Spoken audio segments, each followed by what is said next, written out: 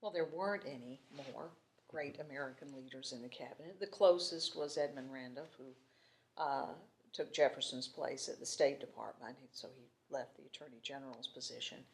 And the other replacements, Oliver Wolcott was certainly capable. He was Hamilton's hand-picked successor for the Treasury Department, and he had worked with Hamilton for the entire first term into the second term. So he knew what he was doing, and he was competent. He didn't have the creativity that Hamilton did. He certainly didn't have the charisma. He did not have the sort of political connections, the kind of political clout that Hamilton had developed. And then the Secretary of War, when Henry Knox did leave the War Department, and Knox we describe as he kind of lived in the shadow of Hamilton and Jefferson because they were so shiny and so brilliant, but that he was quite capable and did some very interesting things in the War Department.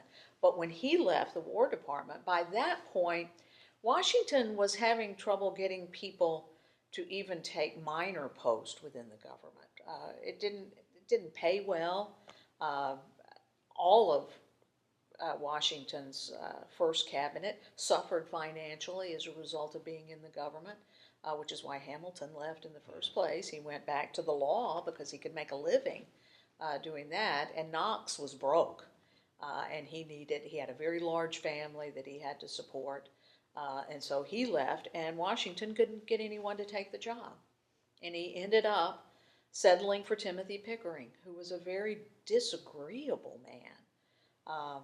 And not particularly brilliant, not at all brilliant, not terribly imaginative, competent, but again, disagreeable. He was suspicious.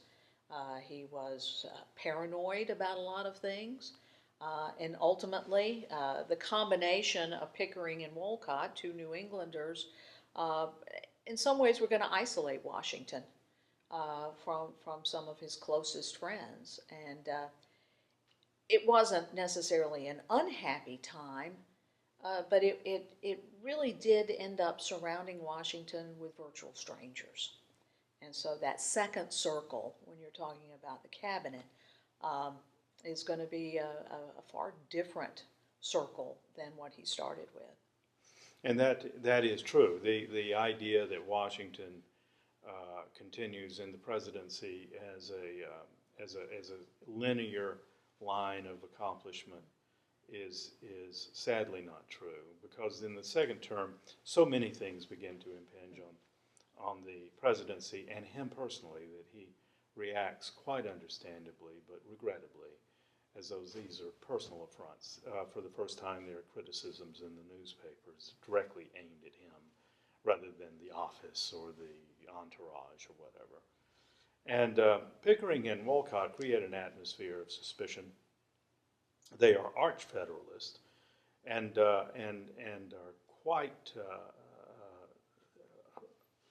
brash about it, to the point that they are impolitic.